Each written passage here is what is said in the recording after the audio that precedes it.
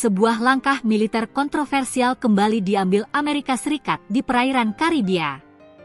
Pada Kamis, 16 Oktober 2025, militer Amerika Serikat melancarkan serangan baru terhadap kapal yang diduga membawa narkoba. Operasi ini bukan sekadar penangkapan, tetapi bagian dari eskalasi militer besar-besaran yang dipimpin Presiden Donald Trump terhadap Caracas. Eskalasi ini melibatkan pengerahan kapal perusak berpeluru kendali, jet tempur F-35, hingga kapal selam nuklir. Yang paling mengkhawatirkan, ini terjadi setelah Trump mengizinkan CIA melakukan operasi rahasia di dalam Venezuela, memicu spekulasi bahwa tujuan Amerika Serikat adalah menggulingkan Presiden Nicolas Maduro. Namun, serangan terbaru ini menghadirkan fakta yang belum pernah ada. Adanya korban selamat di antara awak kapal. Isu hukum perang dan korban selamat. 1. Mematikan yang dianggap sah.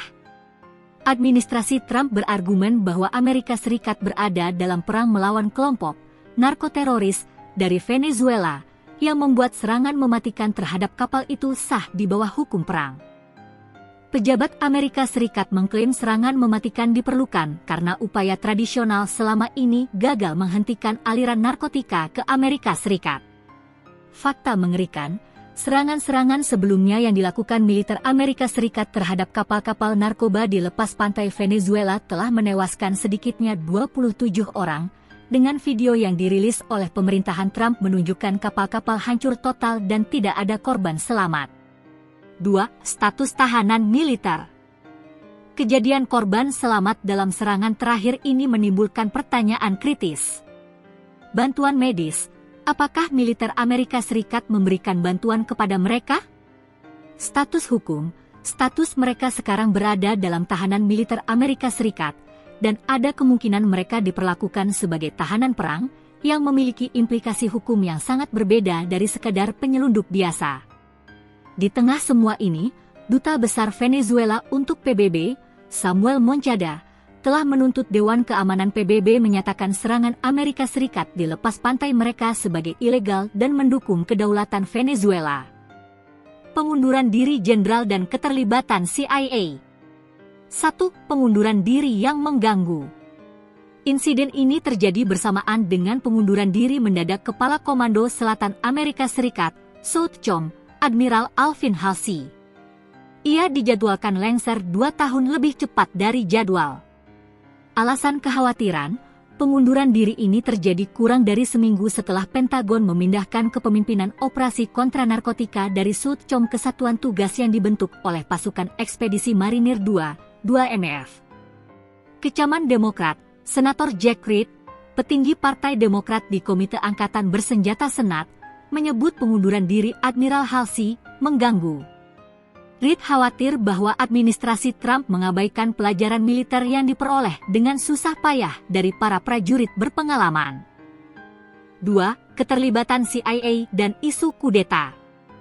Kombinasi antara eskalasi militer, retorika, perang narkoteroris, dan izin operasi rahasia CIA di dalam Venezuela semakin menguatkan spekulasi bahwa tujuan utama Washington adalah perubahan rezim di Caracas.